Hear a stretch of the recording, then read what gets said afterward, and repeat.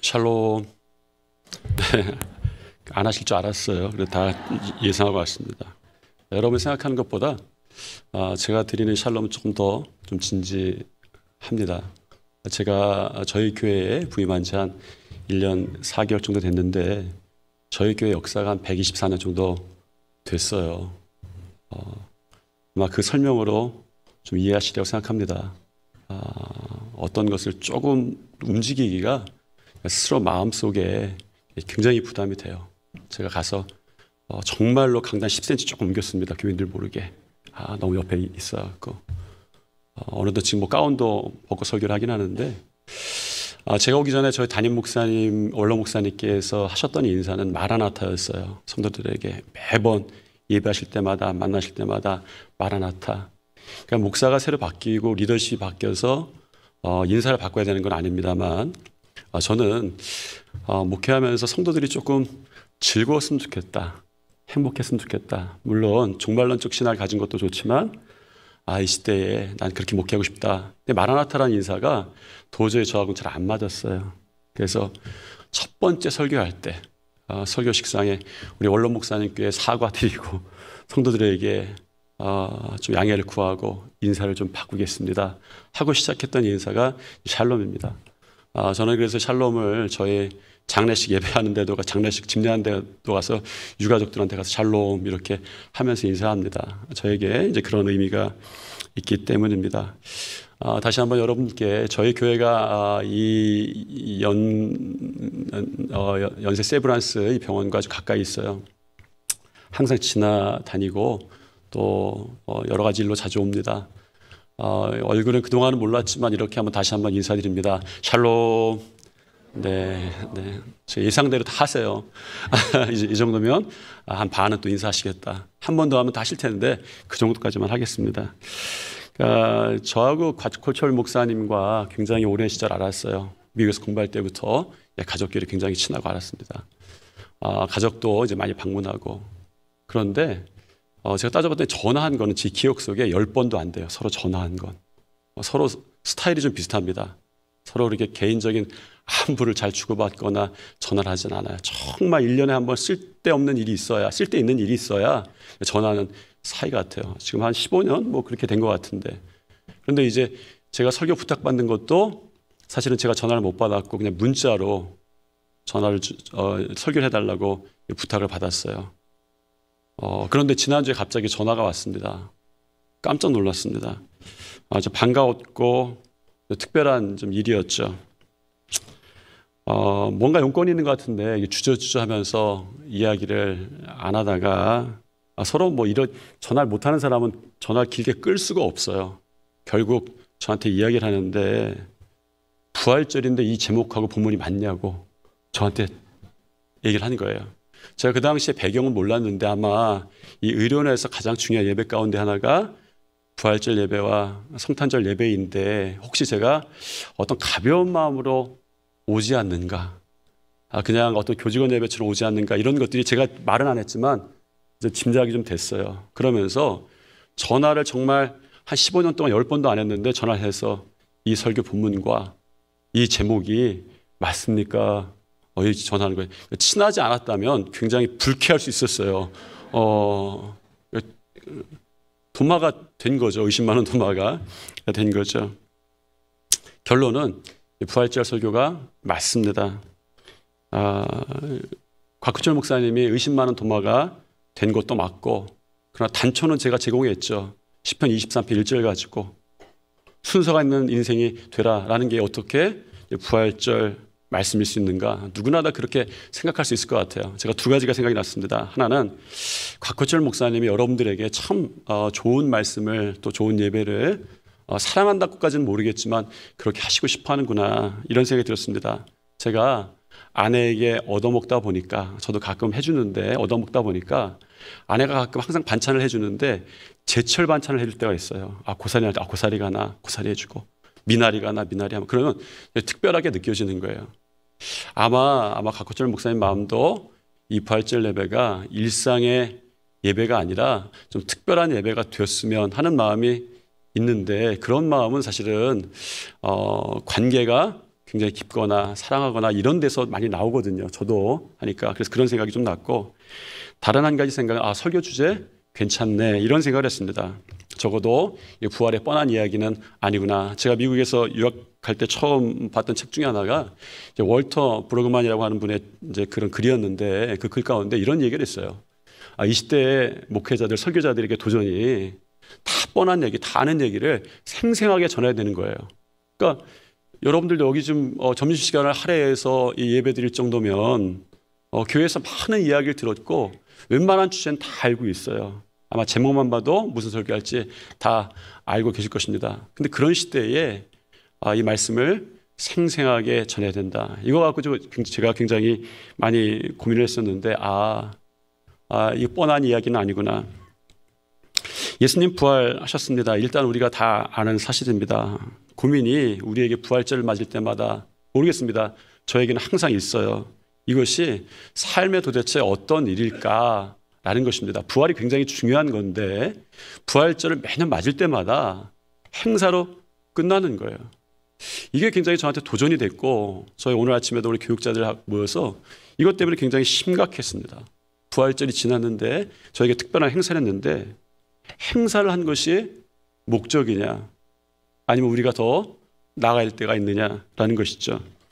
이 부활이 삶의 어떤 일일까, 우리가 어떻게 부활을 대해야 하는가, 이런 고민이 이번 연도에도 생겼습니다. 고민하며 기도하다가 그 전에 기도한 거죠. 이 부활절을 보면서. 그때 저에게 다가온 것이 순서가 있는 인생이 되라.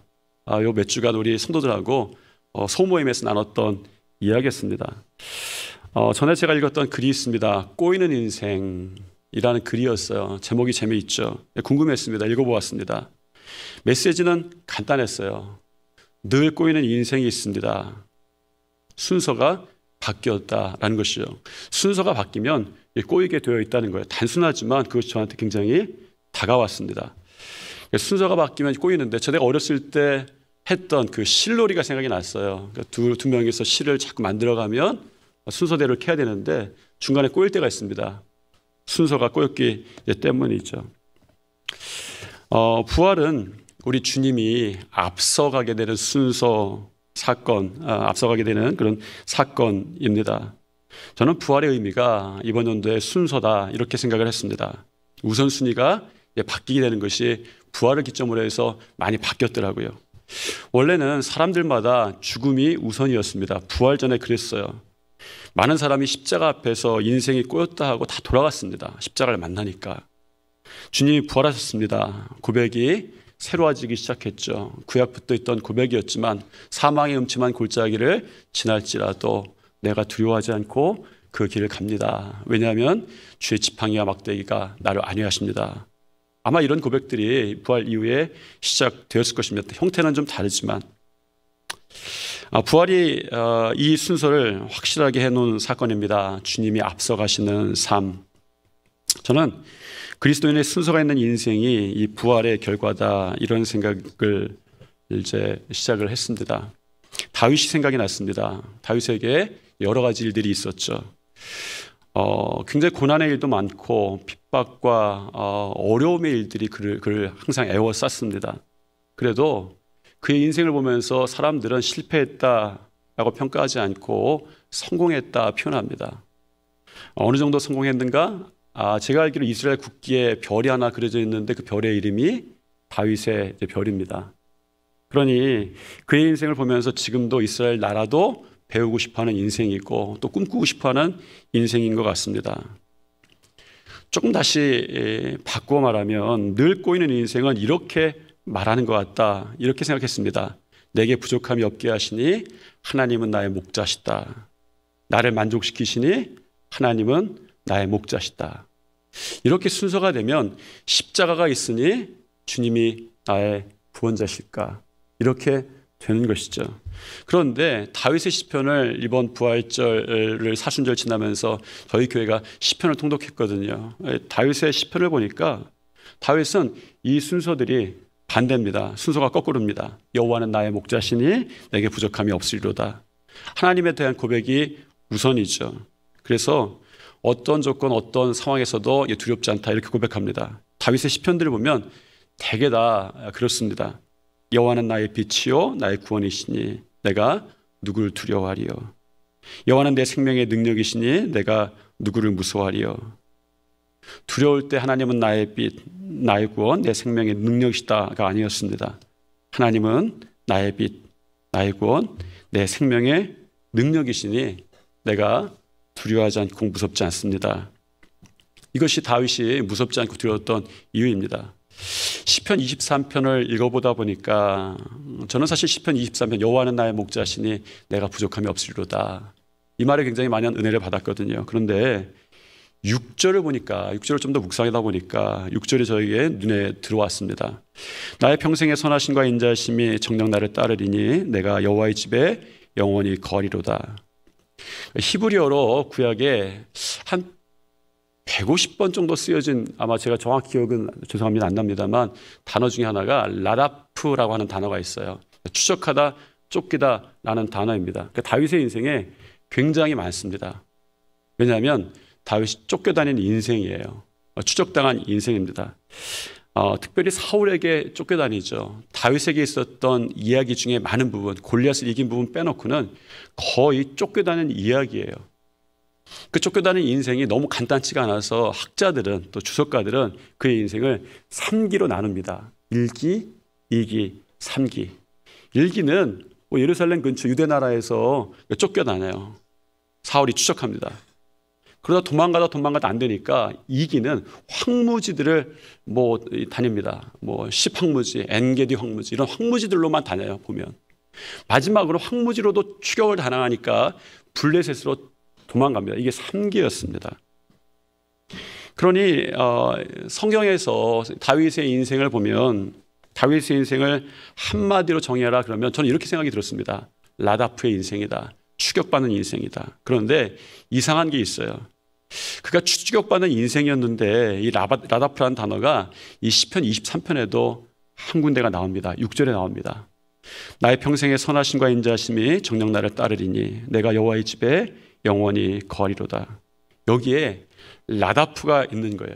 그러니까 이 다윗의 인생의 가장 비극적인 순간에, 고난의 순간에, 어려움의 순간에, 자기가 죽음의 위험의 순간에 꼭 쫓아다니는 단어가 라다프, 추격받다, 이런 단어였어요. 그런데 이 시편 23편의 6절에 라다프라는 단어를 이가 직접 씁니다. 어떤 단어가 라다프일까요? 따르리니 라는 단어가 라다프라는 단어입니다. 다윗이 시편 23편에서 그런 고백을 하는 거예요. 사울이 추격하고 고난이 추격하고 핍박이 추격하는 줄 알았더니 나의 평생에 나를 추격했던 것은, 쫓았던 것은 여호와의 선하심과 인자하심이었다. 이렇게 고백하고 있는 것이죠. 저는 이 부활이 우리의 고백을 바꾼다라고 생각합니다. 부활하신 주님을 만납니다. 주님이 중요해집니다. 중요해진 것은 앞서가기 시작해요. 그러면 중요한 걸 가지고 나머지 것들을 해석하게 되어 있습니다. 초두역과라고 하는 것 같더라고요. 그러면 고백이 바뀝니다. 사망의 음침한 골짜기인데 사망의 음침한 골짜기가 아니라 나를 인도하시는 주의 지팡이와 막대기가 먼저 보이는 것이죠. 문제가 쫓고 어둠이 쫓는데도 그들이 보이는 것이 아니라 나를 쫓고 있는 여호와의 선하심과 인자하심이 보입니다. 부활의 능력이죠. 아마 지금 시대에 저는 잘 모르겠습니다. 저의 가까운 분들이 의사는 없으세요. 제 딸이 그런 소망 가지고 이제 공부를 하고 있지만 여러 가지 직무적으로, 나라적으로 힘든 것들이 있으시겠다, 이런 생각을 합니다. 원래도 참 굉장히 헌신하고 힘드신 것인데, 그런데 저는 오늘 우리 예배 와서 다시 한번 뻔한 얘기, 아는 얘기 선포합니다. 부활하신 예수님께서 부활하셨습니다. 부활하신 예수님께서 여러분의 삶에 가장 중요하게 되시기를 소망합니다. 그러면 여호와의 선하심과 인자하심이 여러분의 삶과 또 여러분의 사역 가운데 항상 함께 하시게 될 줄 믿습니다. 적어도 이 정도는 한번 아멘을 한번 해줘도 좋은 기억 갖고 나갈 것 같은데 믿습니다. 감사합니다. 기도하겠습니다. 하나님 감사합니다. 우리 당신의 사랑하는 자녀들 이렇게 점심시간에 식사시간에 쪽에서 각자 교회에서 각기 부활하신 예수님을 영광 돌림의 예배 터인데 다시 이 사역의 터에 와서 예배를 드립니다. 저들의 삶의 가정의 사역의 이 병원 가운데에 부활하신 주님의 능력이 먼저 앞서가게 도와주시옵소서. 어떤 일을 할지라도 우리의 능력이 아니라 주님이 하시는 놀라운 일들을 맛보게 도와주시고 결국 고백이 주의 선하심과 인자하심이 따랐습니다. 다윗처럼 고백하는 인생이 되게 도와주시옵소서. 예수님 이름으로 기도드립니다. 아멘.